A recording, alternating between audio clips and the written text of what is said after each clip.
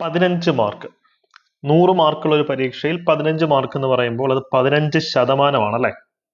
So അത്രയും പ്രധാനപ്പെട്ട ഒരു ടോപ്പിക്കാണ് നമ്മൾ ഇന്ന് ഡിസ്കസ് ചെയ്യാൻ പോകുന്നത്. ഇനി വരാൻ പോകുന്ന ഡിഗ്രി ലെവൽ പ്രിലിംസ് പരീക്ഷയിൽ ഒരു ഗെയിം ചേഞ്ചറായി മാറാൻ പോകുന്ന ടോപ്പിക്സ്.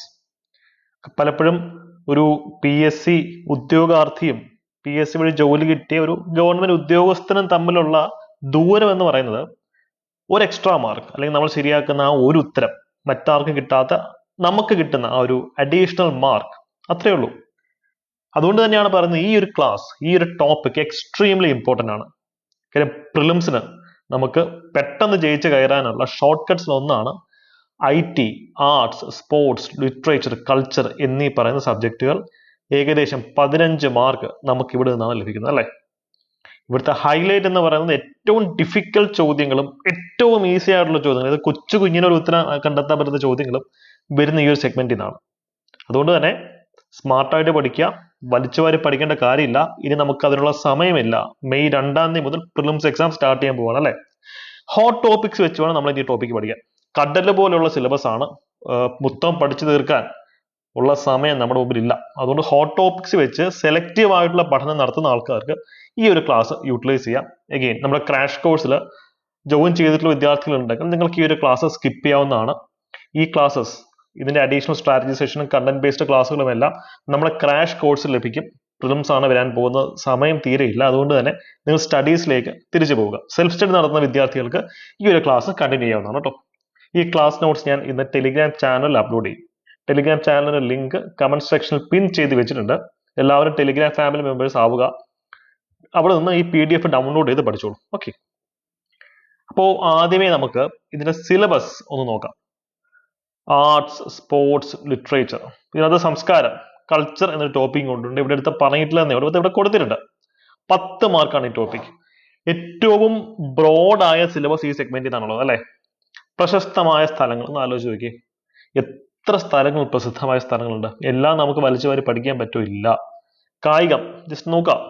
പ്രധാനപ്പെട്ട കായിക ഇനങ്ങൾ, പങ്കെടുക്കുന്ന കളിക്കാരുടെ എണ്ണം, 100 കണക്കിന് കായിക ഇനങ്ങൾ ലോകത്തുണ്ട്. അതിനകത്ത് ഏതൊക്കെയാണ്, എങ്ങനെയൊക്കെയാണ് പഠിക്കേണ്ടത്, നമുക്കതൊക്കെ നോക്കാം.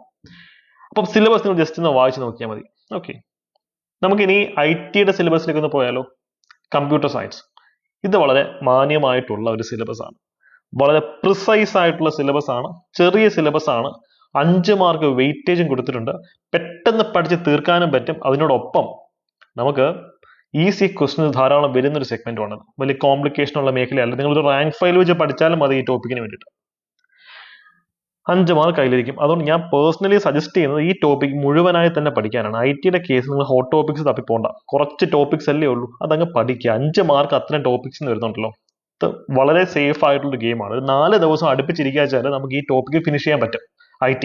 ഓക്കെ, എന്നാലും സെലക്ടഡ് ആയിട്ടുള്ള ടോപ്പിക്സ് ഞാൻ നിങ്ങൾക്ക് പറഞ്ഞു തരാം. നമുക്കിനി നേരെ ഹോട്ട് ടോപ്പിക്സിലേക്ക് പോവാം. ഹോട്ട് ടോപ്പിക്സ് എവിടെ നിന്ന് പഠിക്കണമെന്ന് ഞാൻ പറഞ്ഞുതരാം. നമുക്ക് first computer science and IT എന്ന് പറയുന്ന സെഗ്മെന്റ് സ്റ്റാർട്ട് ചെയ്യാം. ഇവിടെ പ്രധാനമായിട്ടും നമ്മൾ SCERT ടെക്സ്റ്റ് ബുക്കുകൾ തന്നെയാണ് ഫോക്കസ് ചെയ്യേണ്ടത്. ക്ലാസ് 11, 12 അല്ലേ? അതല്ലെങ്കിൽ നിങ്ങളുടെ എല്ലാവരുടെയും കയ്യിൽ ഏതെങ്കിലും റാങ്ക് ഫയൽ ആണല്ലോ, ഏതായാലും മതി. റാങ്ക് ഫയലിന്റെ പേര് ചോദിക്കരുത്, കാര്യം ഞാൻ പേര് പറഞ്ഞ ഒരുപക്ഷെ അക്കാഡമിയെ പ്രൊമോട്ട് ചെയ്യാനൊക്കെ പറയും. അതുകൊണ്ട് തന്നെ നല്ലൊരു അക്കാഡമി, അല്ലെങ്കിൽ ഫേമസ് ആയിട്ടുള്ള ഏതൊരു അക്കാഡമിയുടെ നല്ലൊരു റാങ്ക് ഫയൽ യൂസ് ചെയ്താലും IT നിങ്ങൾക്ക് സേഫ് ആണ്. എൻ്റെ പേഴ്സണൽ ഉപദേശം, റെക്കമെൻഡേഷൻ എന്ന് പറയുന്നത് എല്ലാ ടോപ്പിക്സും IT അങ്ങോട്ട് പഠിക്കുക. പെട്ടെന്ന് പഠിച്ച് തീർന്നോളൂ. തീരെ സമയം ഇല്ലാത്ത ആൾക്കാരാണെങ്കിൽ ഇത്രയും ടോപ്പിക്സ് ഫോക്കസ് ചെയ്യുക. Software, hardware, search engine, memory, type of memories, പിന്നെ section 66A of IT act അല്ലേ? പിന്നെ സൈബർ ക്രൈംസ് എന്താണ്, ഫിഷിംഗ് എന്താണ്, സ്പാമിങ് എന്താണ്, മാൽവെയർ, ആന്റിവൈറസ് എന്താണ്, അത് കൃത്യമായിട്ട് പഠിക്കുക. Network, LAN, WAN, local area network ഉണ്ട്, വൈഡ് ഏരിയ നെറ്റ്വർക്ക് ഉണ്ട്. പിന്നെ കമ്പ്യൂട്ടറിന്റെ ബേസിക് ആയിട്ടുള്ള കാര്യങ്ങളും ഇന്റർനെറ്റും ഒന്ന് നോക്കി വയ്ക്കുക. ഓക്കെ, അപ്പൊ ഇത് നമ്മുടെ കയ്യിൽ ഇരിക്കും. 5 മാർക്ക് നമുക്ക് സേഫ് ആക്കാൻ പറ്റുന്ന ഒരു ടോപ്പിക്കാണത്. നമുക്കിനി നോക്കാനുള്ളത് സ്പോർട്സ് എന്ന് പറയുന്ന മേഖലയാണ്. പിള്ളേരെ ഈ സ്പോർട്സ്, ആർട്സ്, ലിറ്ററേച്ചർ, കൾച്ചർ ഈ മേഖലയിലേക്ക് വരുമ്പോൾ കറണ്ട് അഫയേഴ്സ് തന്നെ നിങ്ങൾക്ക് മുൻതൂക്കം കൊടുക്കാം. ഒരു ഒളിമ്പിക്സ് ഏറ്റവും അവസാനം കഴിയുന്ന എന്നാണ്. ഇനി അടുത്ത ഒളിമ്പിക്സ് എന്നാണ്. അല്ലെങ്കിൽ ഈ വർഷം നടന്ന ക്രിക്കറ്റ് ടൂർണമെന്റ്സിൽ സഞ്ജു സാംസണൊക്കെ തിളങ്ങി നിൽക്കുകയാണ്. അതിന്റെ റിലേറ്റഡ് കറണ്ട് അഫയേഴ്സ് നോക്കണം അല്ലെ? അത്ര റീസെന്റ് ആയിട്ടുള്ള പോലും ചോദിക്കാം. അപ്പൊ അതുകൊണ്ട് ഈ ടോപ്പിക്സ് പഠിക്കുമ്പോൾ പത്രത്തിൽ വന്നിട്ടുള്ള ഒരു വാർത്ത ഉണ്ടെങ്കിൽ അത് എക്സ്ട്രീംലി ഇമ്പോർട്ടൻ്റ് ആണ്. ഓക്കെ, അതിൻ്റെ കൂടെ സ്പോർട്സ് റിലേറ്റഡ് ടേംസ് ഉണ്ടല്ലോ, ഓരോ കായിക ഇനത്തിനും അതുമായി ബന്ധപ്പെട്ടുള്ള ടേംസ് ഉണ്ട്. ഇപ്പൊ ക്രിക്കറ്റിന് വിക്കറ്റ് എന്ന് പറയുന്നത് അല്ലേ. പിന്നെ ഫുട്ബോൾ വിശദമായിട്ട് നോക്കിയിട്ട് പോവാം. എന്താണ് ഗോൾഡൻ ബോട്ട് റേസ് എന്നത് നോക്കുക. പ്രധാനപ്പെട്ട ട്രോഫീസ് എല്ലാം തന്നെ നോക്കിയിട്ട് വേണം. ഒളിമ്പിക്സ് സ്ഥിരം ചോദ്യമാണ്. ഒളിമ്പിക്സ് വിന്റർ ഒളിമ്പിക്സ് ഉണ്ട്, സമ്മർ ഒളിമ്പിക്സ് ഉണ്ട് അല്ലേ. പിന്നെ ഓരോ കായിക മത്സരങ്ങളെ പറ്റി പഠിക്കുമ്പോൾ അതിന്റെ മാസ്കറ്റ് എന്താണെന്ന് കാര്യം നോക്കാം. ഏത് രാജ്യമാണ് അതിന് ആതിഥ്യം വഹിക്കുന്നത് നോക്കാം അല്ലേ. പിന്നെ ബോക്സിംഗ് നമുക്ക് വളരെ ഇമ്പോർട്ടൻ്റ് ആയിട്ട് വരും. പിന്നെ കറണ്ട് അഫെയർസ്, ഗെയിംസ്, ഇതിനകത്താണ് ഒളിമ്പിക്സും എല്ലാ കാര്യങ്ങളും വരുന്നത് അല്ലേ. ട്രോഫീസ് നോക്കണം. ഇതിന്റെ കൂടെ കേരള സ്പോർട്സ് പേഴ്സണാലിറ്റീസ്, ഇപ്പൊ PT ഉഷ അല്ലെ, ഇപ്പൊ സഞ്ജു സാംസൺ ഉണ്ട്. അപ്പോൾ കേരളത്തിലെ പ്രധാനപ്പെട്ട സ്പോർട്സ് പേഴ്സണാലിറ്റീസ്, വ്യക്തിത്വങ്ങളെ മസ്റ്റായിട്ട് നോക്കിയിട്ട് പോകണം കേട്ടോ. ഇനി നമുക്ക് ആർട്ട് എന്ന് പറയുന്ന ടോപ്പിക്കിലേക്ക് വരുമ്പോൾ ഇതിനകത്ത് നമ്മൾ ക്ലാസിക്കൽ ലാംഗ്വേജ് എന്താണെന്ന് പഠിക്കണം അല്ലെ. ക്ലാസിക്കൽ ഭാഷ, മലയാളത്തിന് ക്ലാസിക്കൽ ഭാഷാ പദവിയുള്ളൊരു ഭാഷയാണ്. എന്തൊക്കെ ക്വാളിറ്റീസ് ആണ്, അല്ലെങ്കിൽ എന്തൊക്കെയാണ് അതിന്റെ ക്രൈറ്റീരിയാസ്, മാനദണ്ഡങ്ങൾ എന്നത് പഠിക്കാം. ഇന്ത്യയിലെ പ്രധാനപ്പെട്ട ഡാൻസ് ഫോംസ് പഠിക്കണം. യുനെസ്കോ അംഗീകരിച്ചിട്ടുള്ള ആർട്ട് ഫോംസ് പഠിക്കണം.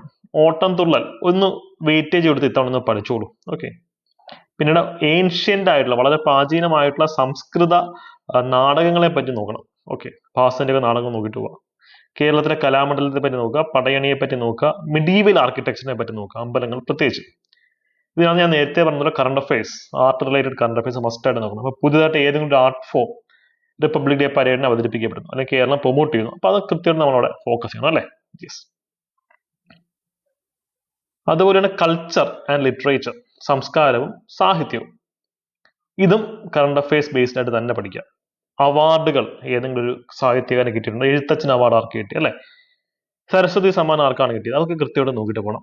പ്രധാനപ്പെട്ട ചില പോയിന്റുകൾ ഇവിടെ കൊടുത്തിട്ടുണ്ട്. ഇതിനകത്ത് കൾച്ചറിനേക്കാൾ നിങ്ങൾ ഇമ്പോർട്ടൻസ് കൊടുക്കേണ്ടത് ലിറ്ററേച്ചർ എന്ന മേഖലയിലാണ്.